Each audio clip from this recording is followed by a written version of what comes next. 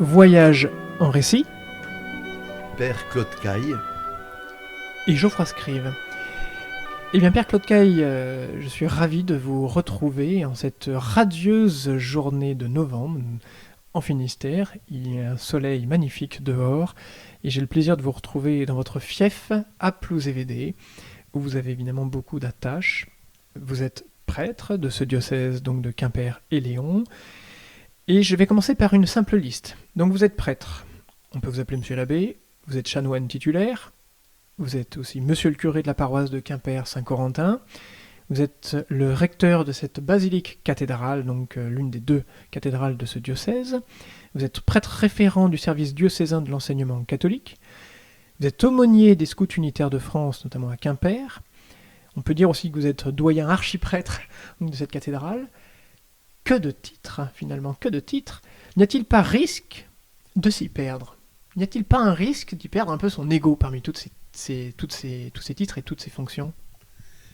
Voilà, eh bien mon cher Geoffroy, c'est vrai, il y a beaucoup de titres, mais qu'est-ce que ça veut dire aussi moi, les titres, c'est pas vraiment ce qui m'intéresse le plus. Je crois que, bon, c'est la réalité du terrain qui est intéressante, et c'est un peu le terrain qui fait les titres et qui fait la réalité du ministère. Je repense à une réplique qu'avait adressée aux jeunes Monseigneur Levert à l'époque, à qui il avait été posé cette question un petit peu humoristique: est-on obligé de vous appeler Monseigneur? Et il avait répondu en riant, il disait: non, vous n'êtes pas obligé, mais vous avez le droit d'être bien élevé. Alors, ces fonctions sont-elles, en dehors du titre qu'elles suggèrent, ces fonctions sont-elles le lieu et l'occasion de se rappeler à quoi l'on sert et même qui l'on sert? Eh bien, c'est tout à fait vrai. Je crois que tout d'abord, il faut d'abord savoir que l'on est là au service, qu'on est des serviteurs, hein, et que celui qui nous guide, c'est le Seigneur. Et dans les moments faciles comme les moments difficiles que vit l'Église, il faut toujours arriver à cela. Quelle est ma mission? Quel rôle est-ce que j'ai aujourd'hui? Est-ce que je vais rester tranquillement à ne pas bouger dans mon presbytère, à étudier, à travailler, à faire un sermon? Ou bien est-ce que, allez, je me pousse un petit peu, je sors, il suffit d'aller un petit peu dans la cathédrale par exemple, pour ne plus savoir comment en sortir, tellement on est sûr de faire des rencontres, ou d'aller dans la rue, de rencontrer les SDF, les gens de la rue, la journée passe très vite. Hein. Alors justement, vous avez été, donc avant d'être à Quimper, vous avez été plus de 10 ans donc à Brest, à Saint-Louis.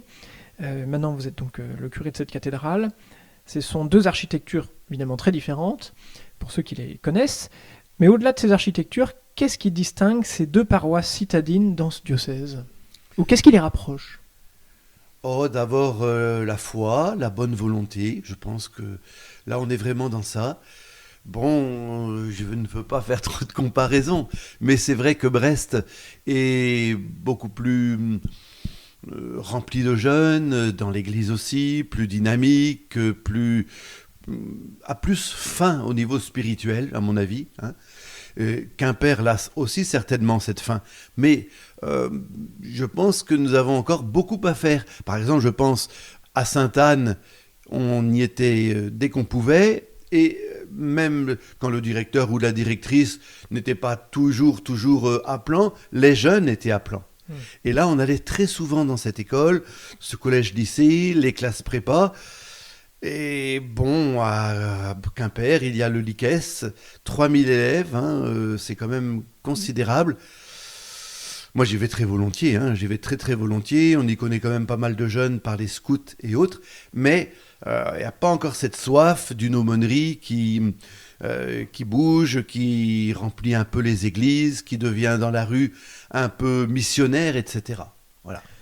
Est-ce une frilosité ou est-ce dû à une habitude? Est-ce qu'il faut renverser ces habitudes?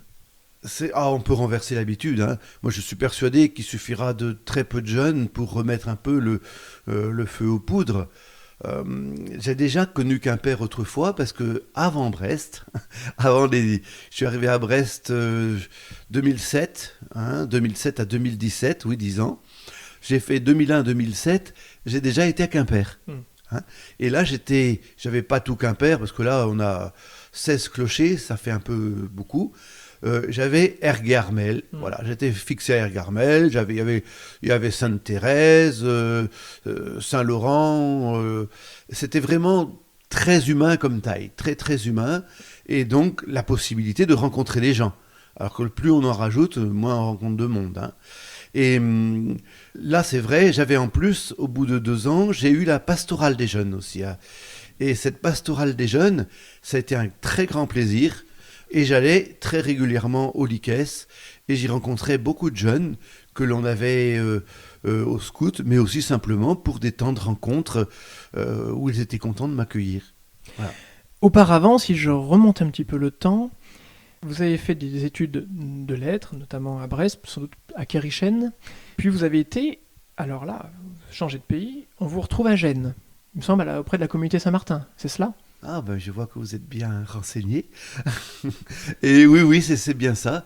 J'ai fait mon collège-lycée à Saint-Paul-de-Léon, Créisquer, et des études de lettres en classe prépa à Kérichen. J'ai beaucoup aimé ces années-là, d'Hippocagne-Cagne. Ça fait vraiment travailler, mais c'est intéressant.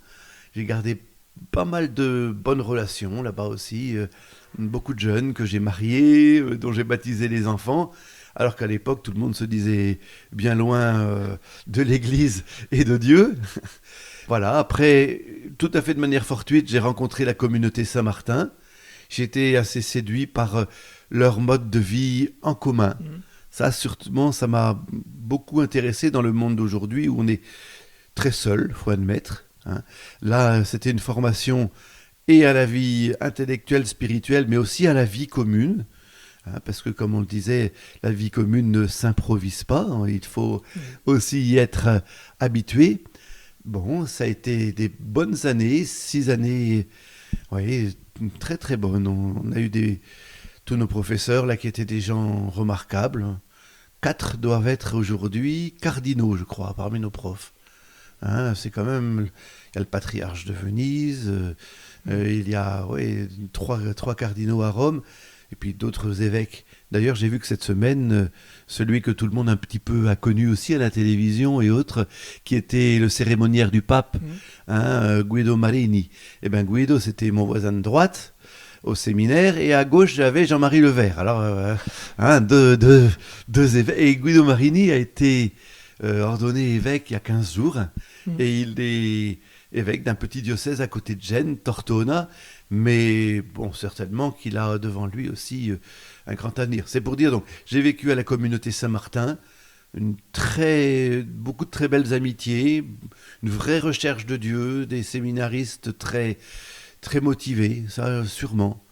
Et bon, alors j'ai été ordonné là-bas, j'ai vécu 10 ans dans un autre pays extraordinaire, c'est le Loir-et-Cher, les châteaux de la Loire. À Montrichard ? Montrichard, exactement.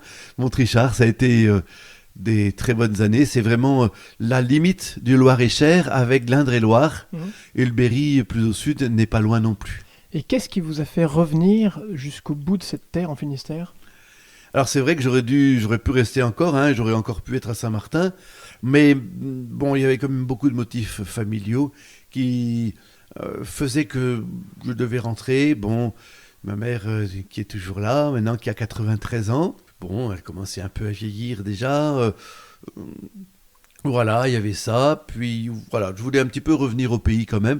J'étais 6 ans séminariste, 10 ans en Loir-et-Cher, et je voulais quand même revenir dans mon pays d'origine parce que c'est quand même là où je me sens chez moi et c'est là où je me sentais plus prêt à servir aussi Dieu et mes frères. Ma question va peut-être être polémique. Vous vouliez revenir avec ou sans distinction entre le nord et le sud de ce département ? J'ai été très heureux à Erguermel, très heureux à Brest, faut admettre. D'ailleurs, j'ai appris que j'étais auprès du Père Pen qui est décédé. Oui. J'étais auprès de lui à Tollet, passé un petit moment là. Il était dans la chambre funéraire. Mais bon, donc ces années de Brest ont été très fortes pour moi. Mais non, je pense que le nord ou le sud, c'est à peu près pareil pour moi. Évidemment, le sud est plus à ce côté peut-être plus provincial. Et ça, je m'y sens assez bien aussi. Alors, faisons fi de ces différences géographiques, mais je vais revenir à à la nature de cette fonction de prêtre. Donc vous célébrez les messes, des enterrements, des baptêmes, des mariages, vous préparez sans doute aussi des couples au mariage, vous faites aussi donc bien sûr des confessions, mais vous avez évidemment dans votre rôle un lien, j'imagine, prépondérant avec la municipalité, avec les bâtiments de France pour l'entretien et la rénovation perpétuelle de cet édifice qu'est la cathédrale de Quimper, avec les entreprises qui y travaillent, mais vous avez aussi un lien avec les musiciens qui demandent souvent des concerts, avec les employés évidemment de la paroisse qu'il faut non seulement faut leur donner du travail, mais aussi les payer. Enfin, j'imagine qu'il y a une charge financière assez lourde, assez difficile à suivre. Vous avez donc les 15 autres clochers de la paroisse dont vous avez parlé. Alors la question est la suivante, comment, avec tout cela, comment travailler pour le bon Dieu auprès des âmes, sans chercher à être partout, et à le laisser agir, le avec un grand L? Eh bien, je trouve que c'est vraiment intéressant cette question, là, très intéressante, parce que c'est vrai que je repensais beaucoup ces temps-ci à celui qui m'a baptisé, hein, qui était évêque de Moulins après, à Saint-Louis de Brest, hein, c'est cette église où j'ai été 10 ans curé, où j'ai même été baptisé. D'ailleurs, ma mère y a été baptisée dans l'ancienne église, etc., ses frères et sœurs également. Et je pense toujours au père André Quélin. André Quélin était prof, voilà, il a été en christologie, il a été, etc. Et monseigneur Quélin, je me souviens toujours d'une réunion avec lui quand j'étais prêtre en Touraine, et il n'a pas dit grand-chose. Et alors on cherchait toujours des moyens pour rendre plus attractive l'église, plus belle, plus vivante.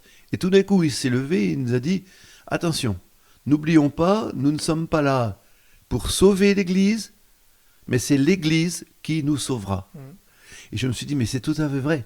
On cherche dans tous les sens là, des formules, alors que c'est l'Église qui nous sauvera. Et donc, est-ce qu'on laisse le Christ assez agir? Bon, le Finistère, où on est plutôt dynamique, où l'on est vivant, où ça bouge, a un peu de mal avec cette notion. Parce que ici, les gens voudraient un petit peu prendre tout en main les situations. Hein. Je pense toujours à un préfet, là, il n'y a pas longtemps, quand il est arrivé en Finistère, qui me dit, mais j'ai rarement vu un département aussi actif, hein, aussi dynamique. Et moi, quand je suis allé en Touraine, où je les aime tous beaucoup, je n'en reviens pas. Il y avait très peu d'associations par rapport au Finistère. Quand il y avait quelque chose à créer au niveau pastoral et surtout, tout ce qui était caritatif, eh bien, c'était sur l'Église que ça reposait encore. Voilà. Alors qu'ici, il y a beaucoup d'associations très vivantes. Et vous-même, comment trouvez-vous votre équilibre parmi toutes ces tâches à accomplir? C'est vrai, là, je reconnais que j'étais un peu déstabilisé par ces 16 clochers. Hein, surtout, bon, la méthode où ça a été un petit peu prévu. On nous a demandé de dessiner nos paroisses. Nous, on s'est battus à Brest pour garder uniquement 4 clochers. À Quimper, ils ont voulu rajouter et la ville et la campagne. Bon, et à peine c'était fini, ceux qui avaient dessiné tout cela sont partis. Ils s'en sont allés tous. Et puis, on a échangé nos paroisses, Michel Mazéas et moi. Lui, il se retrouve avec ce centre de Brest, hein, Saint-Louis, Saint-Michel, Saint-Martin, Saint-Luc. Et moi, je me retrouve avec non seulement ce qu'était le centre de Quimper, mais toute la ville de Quimper et toutes les autres communes, même autour, hein, Plougufan, Plonaïs. On va quasiment jusqu'à Douarnenez ou le Cronan. J'imagine que le lien n'est pas toujours forcément facile à faire, d'ailleurs que ce soit chez vous ou à Brest avec certaines communautés, mais comment s'y employer sans s'y perdre? Est-ce que c'est possible? Mais ce serait possible s'il y avait un peu cette volonté de tous. Voilà. Est-ce que cela suppose une humilité, c'est-à-dire une reconnaissance de le fait de ne pas y arriver comme on y a pensé au départ, mais aussi une humilité de celui qu'on sert, c'est-à-dire le paroissien qui se retrouve rattaché à un ensemble. Il faut aussi l'humilité de se dire mon curé est un peu seul, il ne peut pas tout faire, et il faut que j'accepte le fait de ne pas le voir si souvent que ce que j'aurais pu espérer, c'est ça? Et oui, mais justement à Brest, peut-être qu'il y avait davantage cette volonté par les autres clochers. Nous, c'est vrai que coin comme Gourlison, hein, qui ignore la cathédrale et que la cathédrale, les paroissiens de la cathédrale ne fréquentent pas beaucoup non plus, c'est difficile. Oui. C'est difficile parce qu'ils ne se sentent pas intégrés. La cathédrale ne se sent pas du tout responsable d'eux, même fraternellement proche. Alors c'est compliqué, on vient de vendre leur presbytère, bon, encore un lien en moins. Il n'y a pas une vraie communauté là-bas. Combien d'autres endroits, hein. Je pense à Gwengat, je pense à Plonéis. Tout ça, c'est un petit peu pareil. Et quand il y aura la volonté de travailler ensemble, oui, certainement. Là, nous, on est ravis de ça. Mais pour le moment, c'est pas encore fait dans les mentalités. Alors, les choses bougent néanmoins. Je pense notamment à ce que met le diocèse en place en termes de formation. Par exemple, je pense à l'Institut de formation qui permet aussi ce brassage un peu de population. On se rend bien compte évidemment qu'il y a des diversités entre les paroisses dites rurales et les paroisses dites citadines. Les enjeux et les réflexions ne sont pas les mêmes, les besoins non plus ne sont pas les mêmes. Mais néanmoins, tout ce petit monde se voit dans ce type de formation mise en place. Et cela permet aussi de se rendre compte que notre petit besoin n'est pas celui de l'universalité de l'Église. Et peut-être, pensez-vous que partant de ce type de proposition, la prise de conscience peut être plus efficace et les besoins peuvent être mieux cernés. C'est-à-dire, est-ce que par le dialogue entre paroissiens, par exemple, ou entre curés quand vous vous rencontrez les uns les autres, ces rencontres sont des occasions de se dire, bon, je sors un peu de mon escarcelle, j'ouvre mon point de vue, et je vois qu'en fait, ce que je pensais être très important ne l'est pas plus que cela, et que le point névralgique se retrouve ailleurs. Ce sont des occasions ? C'est très très vrai ça, je crois, très très vrai.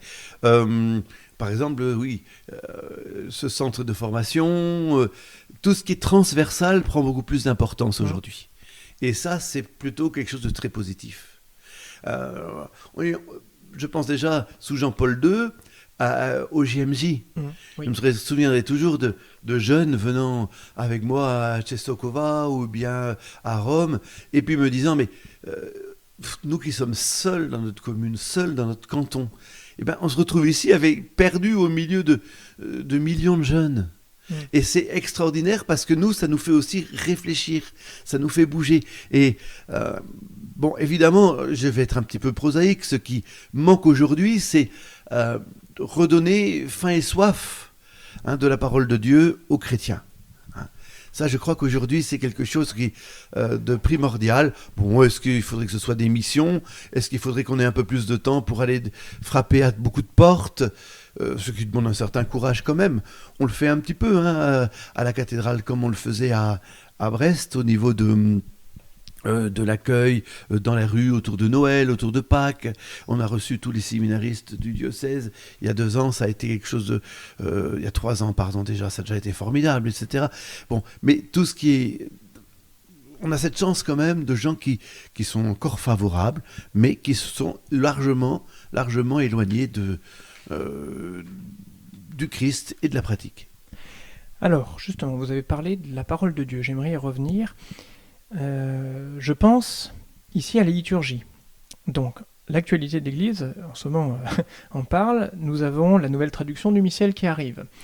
Nous avons aussi donc la présence d'importantes communautés nouvelles avec des charismes très différents qui elles-mêmes, certaines communautés vivent des moments pas faciles en ce moment. Vous-même êtes issu donc de la communauté Saint-Martin, nous en avons parlé tout à l'heure.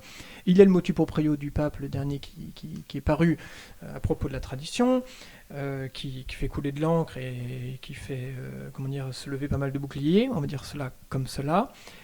Est-ce une diversité source de crispation ? Et ces crispations ne devraient-elles pas nous dire, écoutez les gars, respirer un bon coup, il y a peut-être plus important. C'est vrai, c'est vrai.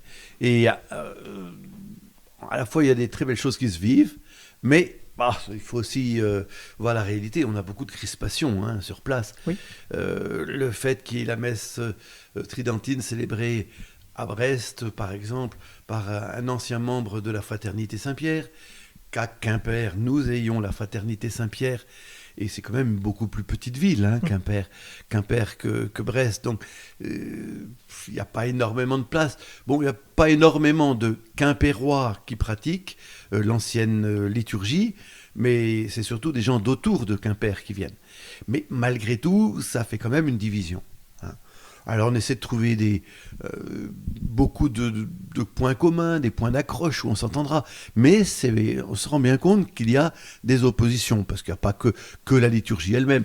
Voilà. En fait, le but est de construire des ponts, même s'ils sont encore fragiles. Très vrai, tout à fait. Et alors, en même temps, nous avons donc la parole de Dieu, j'y reviens. Je pense notamment à Saint Luc, chapitre 11, verset 39. « Mais le Seigneur dit, vous voilà bien, vous les pharisiens, l'extérieur de la coupe et du plat, vous le purifiez, alors que votre intérieur à vous est plein de rapine et de méchanceté. Insensé, s'écrie-t-il. Celui qui a fait l'extérieur n'a-t-il pas aussi fait l'intérieur ?» C'est-à-dire, cette parole s'adresse à tout le monde, s'adresse à nous, comme s'adresse à nos détracteurs, ceux avec lesquels nous n'avons pas forcément de ressemblance immédiate. Mais est-ce une invitation à se décentrer pour se concentrer sur l'essentiel ?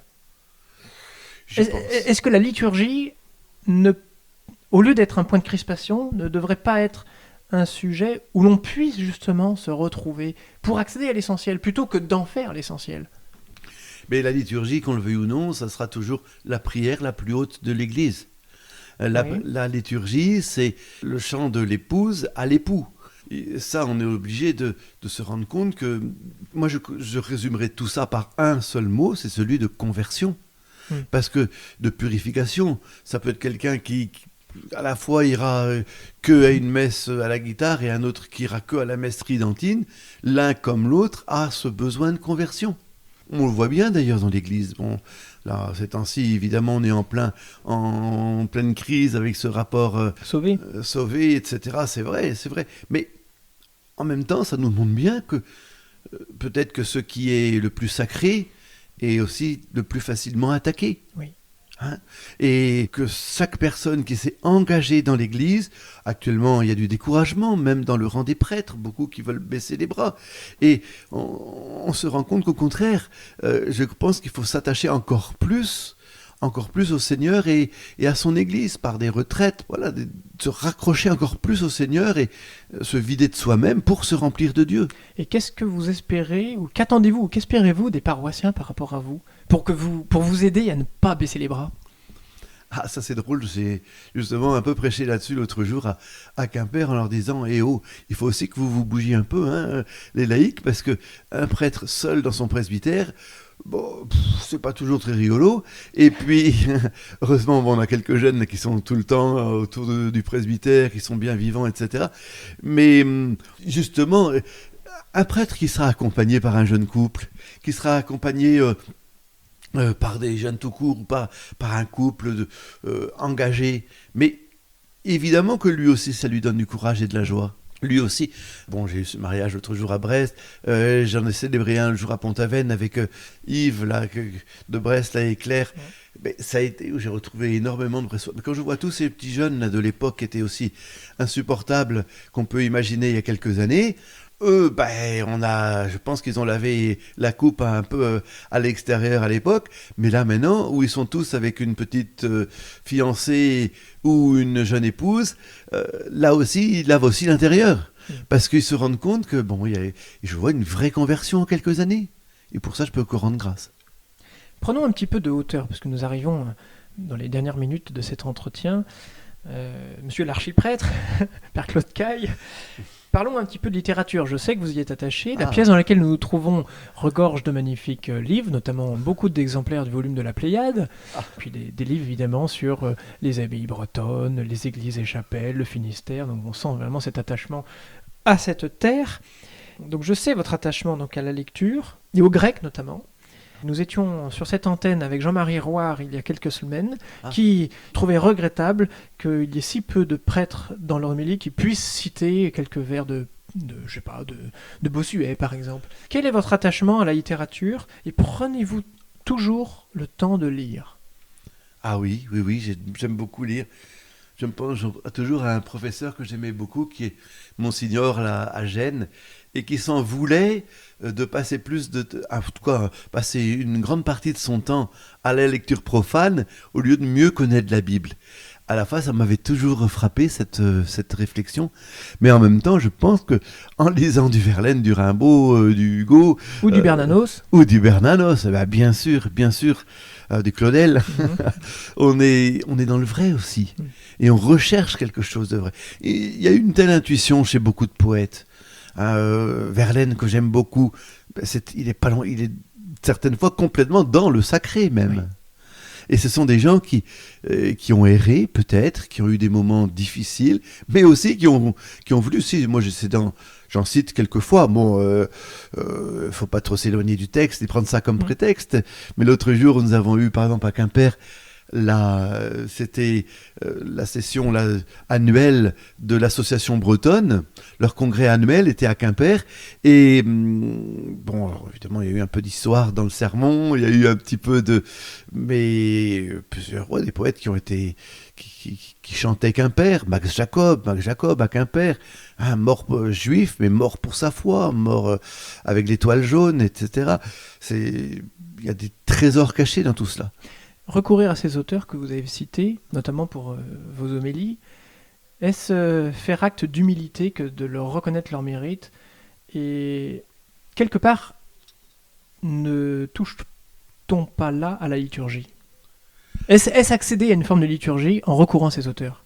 Oui, moi je crois. Surtout qu'aujourd'hui, beaucoup de personnes qui suivaient la messe sans jamais trop se poser de questions, parce que c'était comme ça.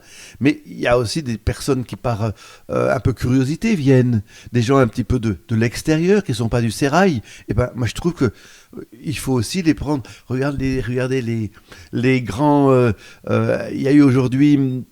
par exemple par la science aussi, mais moi c'est pas tellement ma tasse de thé, c'est davantage bien sûr la littérature, et il y a eu cette recherche du sacré qui est merveilleuse et qui nous aussi peut nous élever et élever le monde, et puis voilà, le Seigneur touche les gens par le cœur. Dernière question, quels sont vos projets actuels, si nous pouvons en parler, pour votre paroisse et pour cette cathédrale basilique? Nous sommes en plein dans le parcours pastoral missionnaire qui nous pompe pas mal d'énergie. Bon, il y a ça, mais aussi il y a beaucoup de projets plus terre-à-terre dans la cathédrale. Oui. On va remettre le nom de tous les évêques sur leur gisant pour pour qu'on sache un petit peu de quelles époques ils étaient, sous quel duc de Bretagne, sous quel roi de France. Et bon, il y a ça, on est en train d'installer un vieux mécanisme qu'on nous a demandé d'installer dans la cathédrale, mécanisme d'horloge. On va restaurer actuellement la mise au tombeau, qui est une copie de celle de Bourges. On va remettre les chemins de croix. Il y a les 14 stations, mais qui sont un peu colossales, mais on va en restaurer une pour montrer ce que ça va donner. Et voilà, il va y avoir un trésor d'installer avec une vitrine blindée qui est déjà faite, mais on va mettre derrière les reliques de Saint-Corentin, on va mettre un calice ancien et plusieurs très belles pièces de lutte. Voilà. Et les paroissiens suivent ? Ils sont ravis. Alors on fait visiter la cathédrale, on montre avec un peu d'humour aux écoles tout ce qui se passe, mais c'est vraiment intéressant, oui. Et combien de visiteurs à peu près par an dans cette cathédrale ? Je ne saurais pas dire. Je ne sais pas si on n'est pas... Ça doit être quelques millions quand même, non ? On arrive aux millions. En dehors des années Covid. Oui, on arrive... Ah oui, ça a été une catastrophe. Mais là, on arrive aux millions. Ouais. C'est arrivé à Quimper que j'ai découvert cela. Bon, bien sûr, il y a les monstres sacrés, comme Notre-Dame de Paris, quand les travaux seront finis. Chartres, oui, un peu Bourges. Quoi encore, une autre.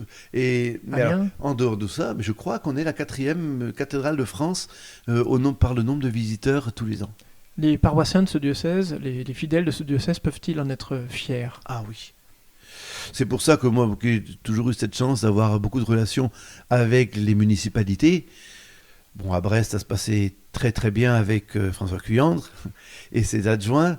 À Quimper, c'est Isabelle Assy. Là aussi, j'ai eu énormément je l'ai préparé au mariage, je l'ai marié, donc il y a vraiment des relations assez proches. Et on se rend bien compte qu'il y a tout un partenariat intéressant de gens qui n'ont rien à voir avec le côté sacré. Mais en même temps, on a très envie et on essaye chaque fois que quelqu'un rentre dans la cathédrale comme visiteur, que quelque part il soit un petit peu pèlerin aussi. Ben oui, voilà. Et bien, c'est le vœu que nous pouvons faire. Je vous remercie de vous être livré à cet exercice sur RCF Finistère dans cette émission de Voyage en récit. Mon père, à très bientôt. Bonne continuation. Merci mon cher Geoffroy, que j'ai été très heureux de retrouver également. Kenavo. Kenavo.